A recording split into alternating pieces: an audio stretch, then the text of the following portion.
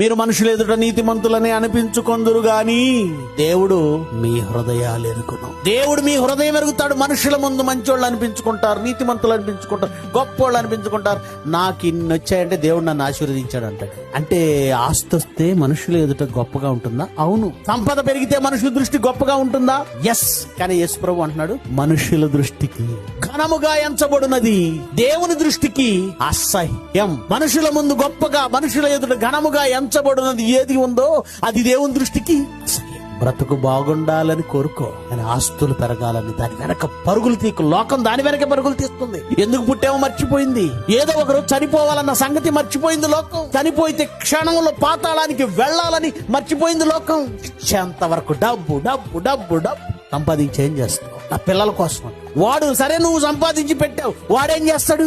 వాడైనా మా నాన్న సంపాదించాడు కనుక ఇక నాకొద్దు, నేను దేవుడి కోసం బ్రతుకుతాను వాడు అనడు.